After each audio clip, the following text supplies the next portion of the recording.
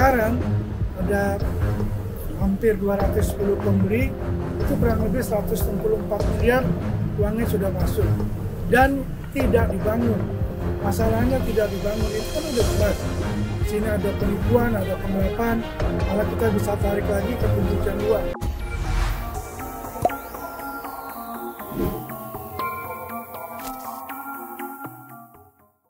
Ya baik, terima kasih kawan-kawan media. Jadi pada pagi ini beberapa perwakilan dari pembeli apartemen Antasari 45 yang mana sudah lebih dari setahun melaporkan ke pihak Polda Metro Jaya. Di sini ditangani oleh Pismondep, Direktorat Krimsus, tapi sampai saat ini tidak ada kabarnya.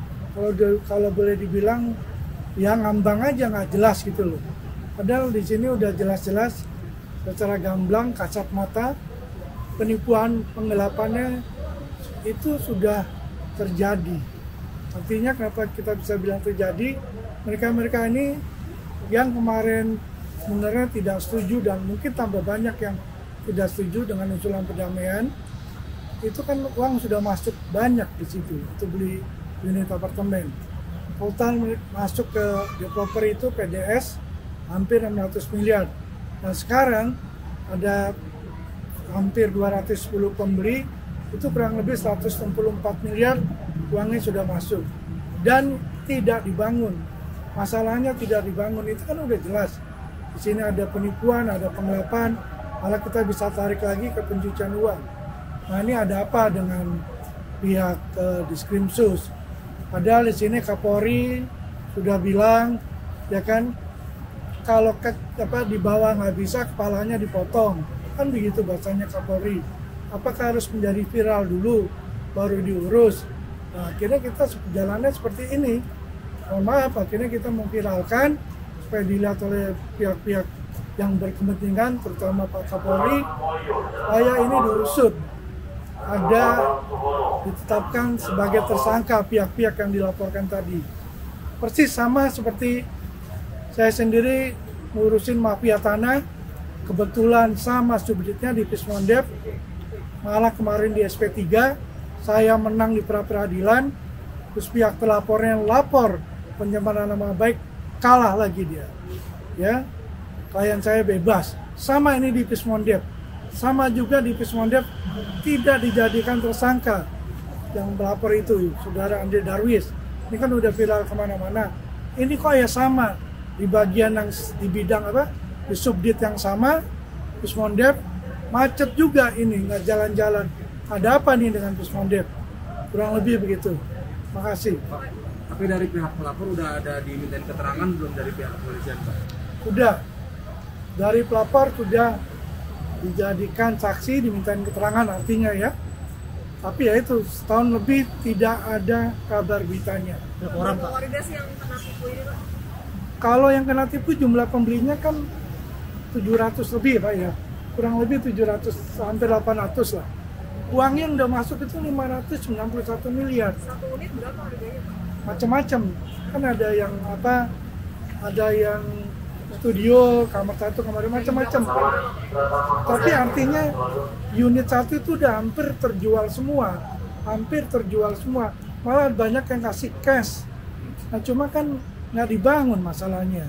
Kalau anda lihat ke lokasi, nggak ada, yang ada cuma pelang aja di situ. Ya.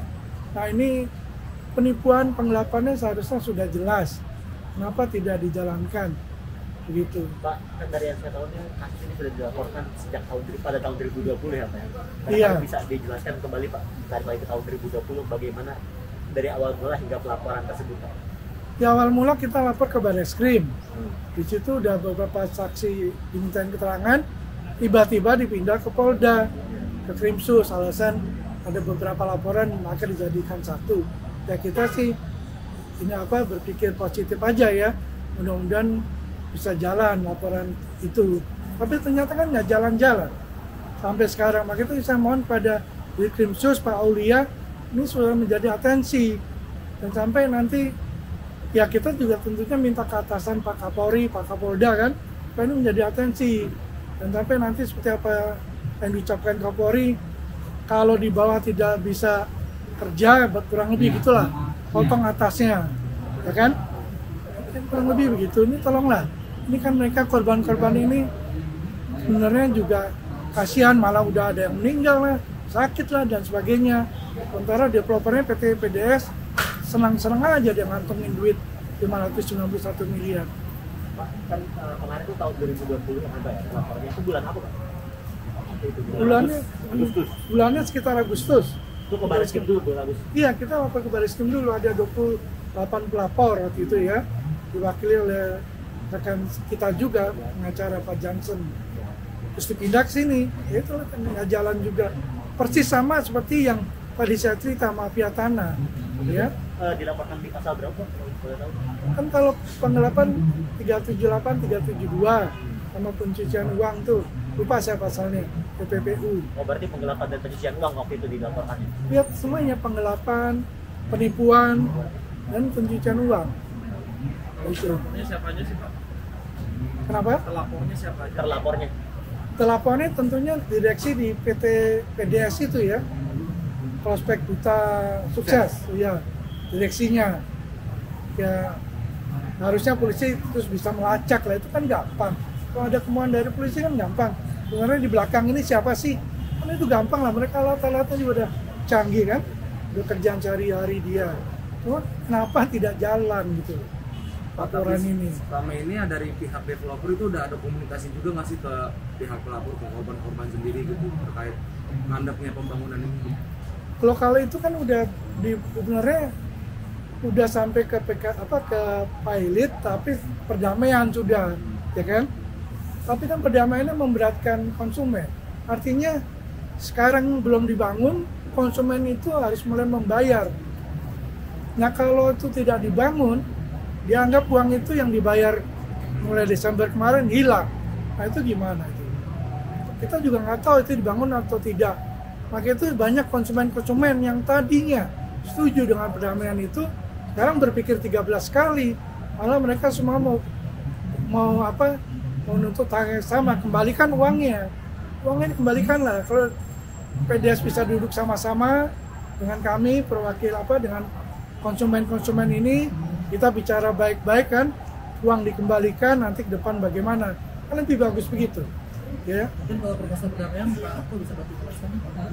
Ya, mungkin seperti yang sudah pernah kita jelaskan bahwa proposal mungkin perjanjian perdamaian ya, perjanjian perdamaian ini cukup merugikan kita sebagai konsumen karena tidak ada jaminan untuk pembangunan. Kita disuruh mulai menyicil setelah perjanjian perdamaian disahkan, tapi tidak ada jaminan sama sekali di dalam perjanjian bahwa developer akan membangun. Mungkin ini cukup memberatkan kita, dan kebetulan ada beberapa hal yang mereka tulis di dalam perjanjian perdamaian. Ada laporan atau tuntutan kepada PDS dikesampingkan menjadi tidak berlaku karena kita tahu bahwa ada laporan pidana ini dari tahun 2020 ya Pak. Iya. Mungkin itu yang cukup memberatkan kita, dan menurut kami berbeda hal kepahitan dengan laporan pidana. Jangan dikait-kaitkan. Mungkin itu dari isi proposal, beberapa isi proposal disampaikan. Ya, jadi pidananya udah jelas. Coba kamu kasih uang, terus nggak dapat apa-apa, terus gimana? Ya kan itu kan simpel aja. Udah beri uang nggak dibangun sama sekali. Kalau bukan penipuan penggelapan apa itu? Namanya apa? Ya, udah jelas kok pidananya. Tolong Kapolri, Kapolda, Dirkrimsus, Pak Aulia bisa segera menuntaskan perkara ini, cepat jadikan tersangka dan berlanjut sampai ke pengadilan. Atau kalau mau duduk bersama, ayo kita duduk bersama, kita bicarakan. Ya, itu. Terima kasih kawan-kawan. Ini Pak, Bapak ini melaporkan dari 2020 nih kan Pak ya? Iya. Mandek sampai sekarang gitu Pak, belum ada progres sampai hari ini. Iya. Cuma kemarin kan diperiksa konsumen itu minta keterangan, cuma itu aja, terus nggak jelas ujungnya kemana. Nggak jelas, makanya kita mau ke sana mau menanyakan. sampai di mana sih gitu loh. Kalau Pismondep ini 2 kali loh berhadapan sama saya, ya. Mereka tahu semua kok siapa saya, ya. Gitu. Pak, dalam agenda ini apakah ada bukti-bukti baru lagi yang mau diserahkan ke pihak polisian, Pak? Buktinya kan udah diserahkan semua. Apa sih itu kan intinya kan nggak ada, intinya kan konsumen ini udah bayar, ada tanda terima kwitansinya, bangunannya itu tidak ada seperti yang dijanjikan. Kan dijanjikan 2017 akhir bangunan selesai, tapi sekarang 2022 kan, itu nggak selesai. Udah jelas-jelas sekali.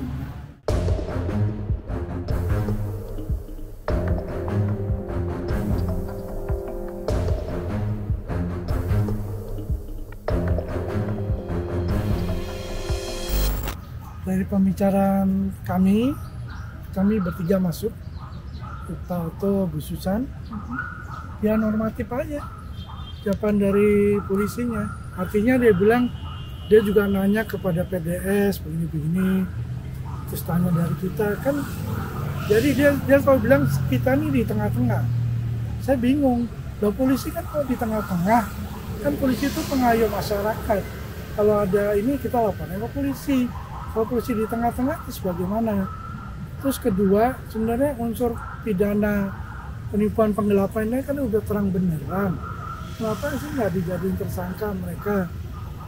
Itu yang saya pertanyakan. Uang mereka ini hilang, tidak dapat apa-apa, katakan kayak investasi bodong.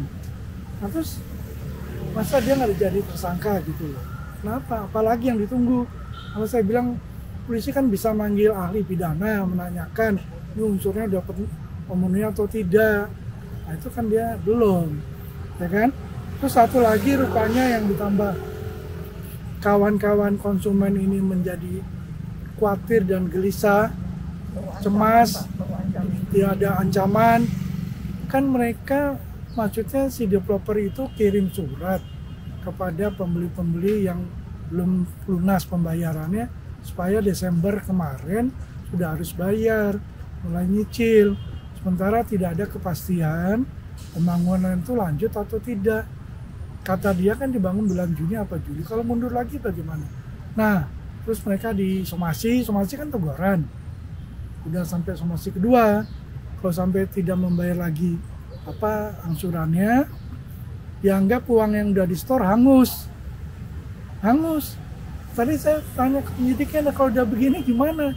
Ini bukan duit 1-2 juta atau 1-2 miliar, ini ratusan miliar, hangus uang itu.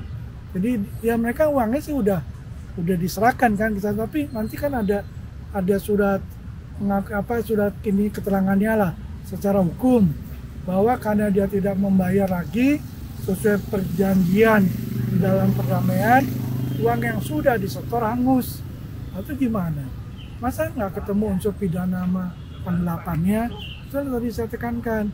Janganlah karena ada ini ada itu, maka itu saya bilang di atas langit tuh ada langit, jangan seperti itulah gitu ya. Tapi tadi penyidik sempat nyinggung nggak sih Pak, langkah selanjutnya apa, siapa yang akan mereka panggil? Enggak, dia cuma bilang normatif ya, beliau akan bilang nanti saya akan sampaikan lagi ke pihak PDS atau NPP lah, mereka itu saya nggak ngerti, akan dia sampaikan lagi yang keluhan kita. Tapi kan dari dulu begitu terus. Di soalnya dia bilang saya sebagai penengah, kan bingung kita. Kalau polisi sebagai penengah, apa jadi gimana pengayom masyarakatnya? Tugas dan fungsinya dia apa gitu loh. Berarti tadi di dalam tuntutannya Bapak apa lagi coba diulang? Kenapa? Tuntutannya Bapak adalah ya tuntutannya kan pertama segera dijadikan tersangka telapor itu. Ya kan, tapi kita tidak menutup kemungkinan apabila mau ngajak damai, mereka ini yang sudah menyetorkan uang dikembalikan uangnya, kan begitu. kalau misalnya mereka ada etikat baik untuk mengembalikan uang, berarti apakah akan ada pencabutan laporan atau gimana? Ya pasti kita cabut lah laporan polisi kan setelah uang itu dikembalikan gitu loh. Itulah yang namanya restoratif justice. Tapi bagaimana restoratif justice kalau nggak ada yang dari kita dikembalikan? Gimana coba? Ya, itu. Ada rencana kesini lagi nggak Pak? Ya tadi saya bilang penyidiknya jangan bosan-bosan. Kalau saya hubungin, Tapi dia udah segan, wah Utomo Karim nih, tahu dia siapa saya, ya. Tapi bukan soal itunya, saya nggak mau itu takabur, tapi di atas langit ada langit, tolong ini diselesaikan.